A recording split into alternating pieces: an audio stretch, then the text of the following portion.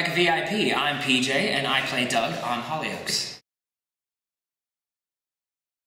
Everyone kind of has their own techniques, and everyone kind of has to do their own thing, and people recognize now that I'm one of those people that puts headphones in and goes off and listens to sad music and just kind of rocks myself like that. So when they see me doing that, they know to just leave me alone.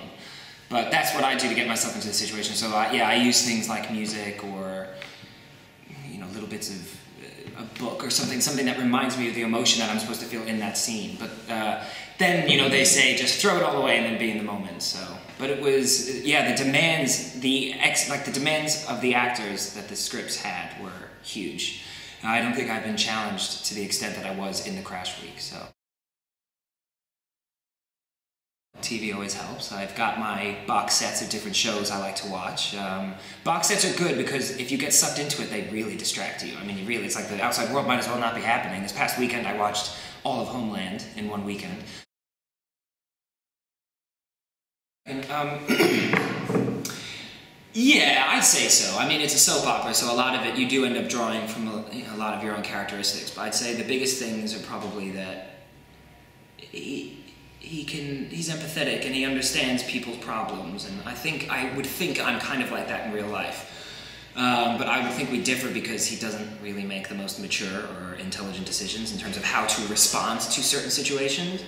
And that's where we differ vastly. I mean, I've never been a drug dealer. I've never, I don't know, he's done loads of things. I mean, he nearly killed one of his friends, like all those sorts of things. That's where we differ in the actual day-to-day business, because Hollyoaks, crazy things happen. And my life has been a lot more, simple than that.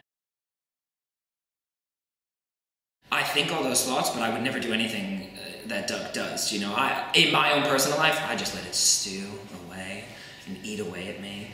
And then I go to sleep that night and it just tears me up, and I wake up the next day and it's fine, but it's not, but it is, like that sort of thing. That's how I behave.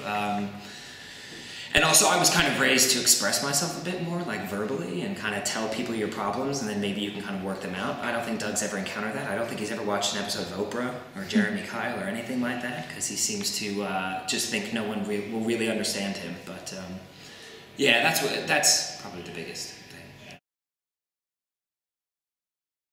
Because of how, Doug's coming out story was slightly serious, so I got a few letters that were, were a bit more honest and open-hearted, and those were the ones that also kind of threw me off because they were really touching, and they affected me, and they made me realize that there is that side to this job where you do have an effect on people's lives, and you can kind of encourage them to be happier in their lives, and I think that's what we were trying to do with Doug coming out, and to receive those types of fan letters, it does mean a lot, because it shows that we're doing something for a purpose.